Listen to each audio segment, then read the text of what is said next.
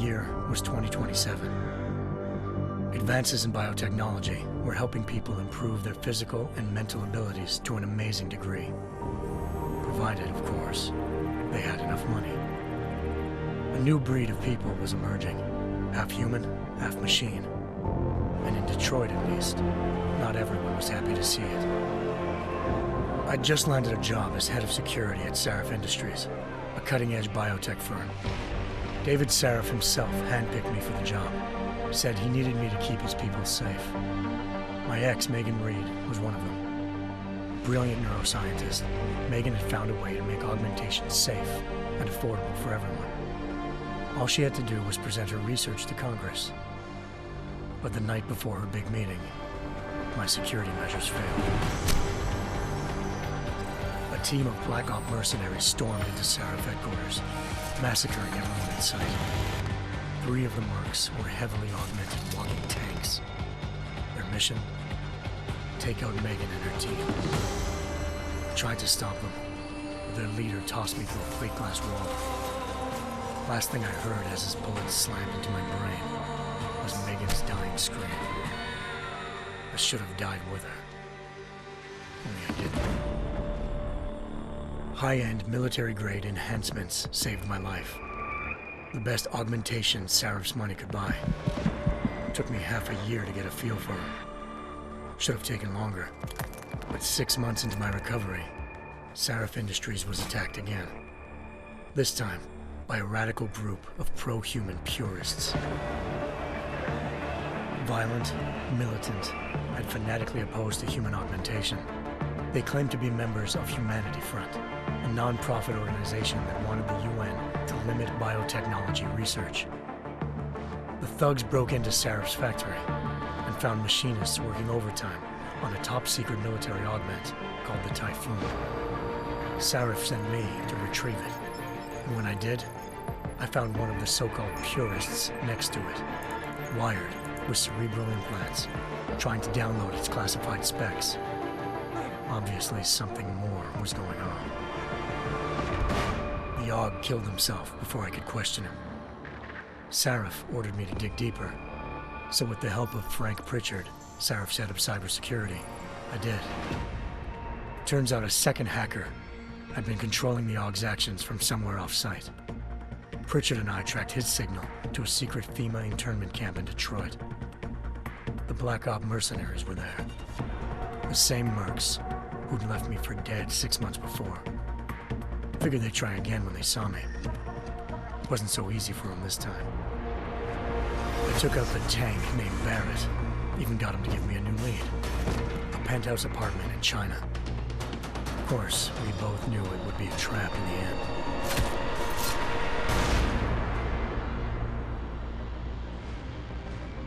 Hengsha Island, China. Home to a city so crowded, they had to build a second city on top of it. Trying to find clues in Hengsha wouldn't be easy. Lucky for me, I wasn't alone. Farida Malik, Sarif Industries' ace pilot, had lived in Hengsha before. A good person to have on your side. She knew enough about the place to get me around. Malik dropped me in the lower city, close to the penthouse Barrett had told me about.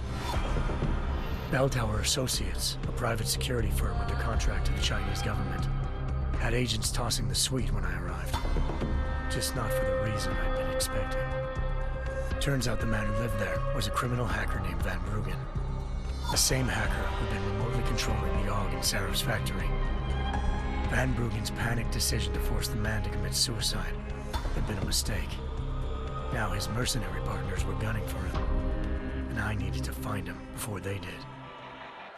Locating Van Bruggen meant playing nice with the Triads, Hengsha's organized crime lords. They had the hacker holed up inside a low-rent capsule hotel. By the time I found him, Van Bruggen had no qualms giving up the woman who hired him. Zhao Yunru, president of the Taiyang Medical Corporation.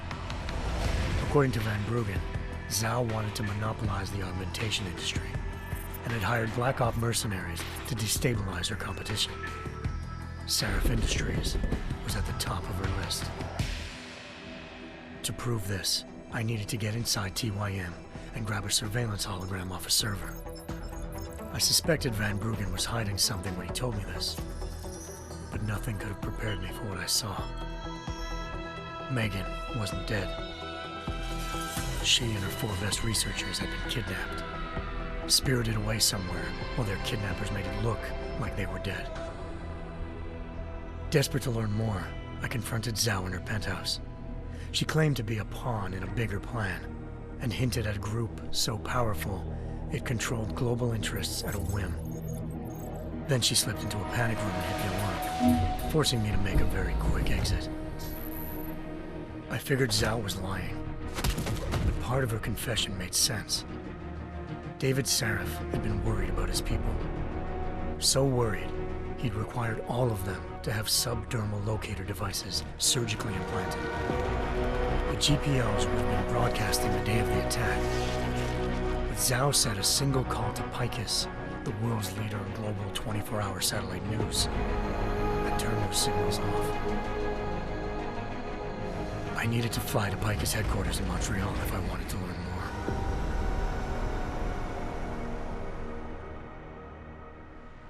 Eliza Cassan, Picus Communications' First Lady of News.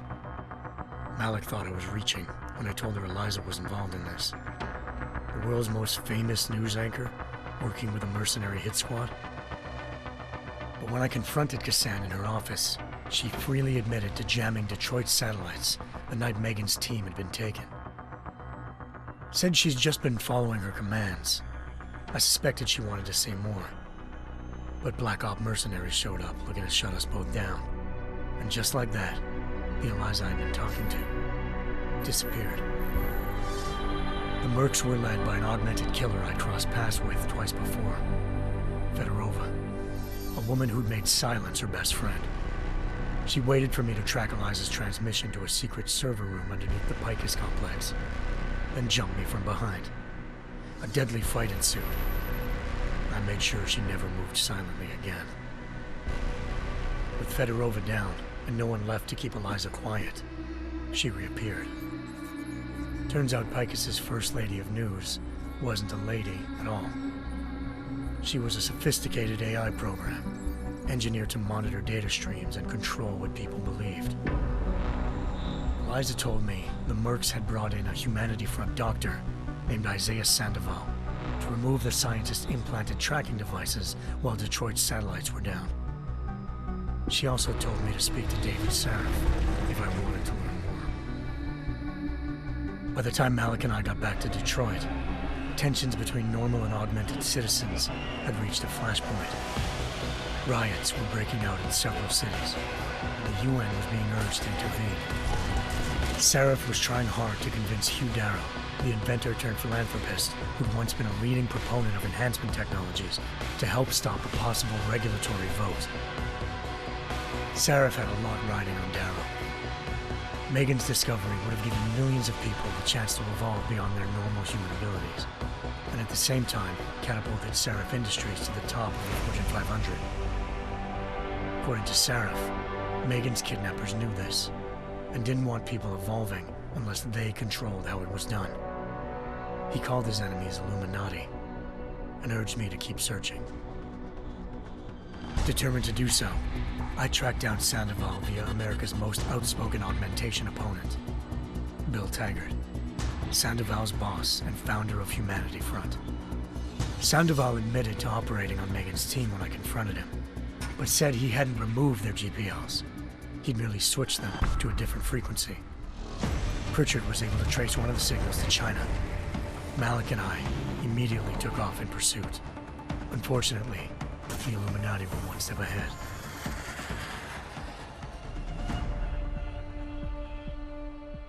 Ambushed. Shot out of the sky by Bell Tower Associates, seconds after entering Hengsha's airspace. Malik's piloting skills saved me. After a tense and bitter struggle, I escaped into Lower Hengsha. The tracking signal I was following led straight to the Triads, or more specifically, to the augmented arm of Tong Si-hung, leader of a gang of augmentation harvesters. Tong said they'd taken the arm off a corpse, which Bell Tower had left at their door, meaning at least one of Sarif's scientists was dead. Maybe not the rest of them, though. Tong pointed me to a port used for human trafficking and helped me slip aboard a bell tower ship. It was sailing to Rifleman Bank Station, a military base in the South China Sea. Bell Tower was holding kidnapped civilians as prisoners there, and using them to perfect the Chiron Project, a human-computer interface that left most of its test subjects dead. My search for Megan would have ended then, if not for a mysterious ally named Quinn. In exchange for my help exposing Bell Tower, he slipped me aboard a second ship headed to Singapore and an Illuminati-run biotech facility called Omega Ranch. 3 of Serif's scientists were there, forced by their captors to create a technology capable of remotely shutting down augmented abilities. Thanks to an emergency recall notice issued by the World Health Organization, millions of people all over the world already had the biochip installed. With the help of the scientists, I tracked Megan to a private section of the ranch. There, I ran into Yaron Namir, the walking tank who'd put a bullet in my brain the first time we met. He'd teamed up with Zhao and was hoping to catch me off guard. Their little ambush didn't work. I found Megan in a suite belonging to Hugh Darrow, the billionaire philanthropist who'd Sarif had called on for help. Darrow had convinced her to go along with the biochip plan by promising to sabotage the tech. As she was explaining this, Darrow appeared in a global broadcast, telling the world that augmentations would be the death of mankind. Then he activated the biochips to prove his point. All over the world, augmented people flew into a killing frenzy. Darrow had betrayed everyone, and it was up to me to set things right. To do it, I had to reach Panchaea, a massive installation in the Arctic Ocean. As I raced through corridors built by an all-augmented workforce, I saw death and destruction firsthand. By the time I shut down Darrow's broadcast, I knew the damage he'd done. Still, humanity's future remained unclear. How would the world react to this sabotage? Would people ever regain their faith in augmentations again? What would be the Illuminati's next move? Only time could give us the answers.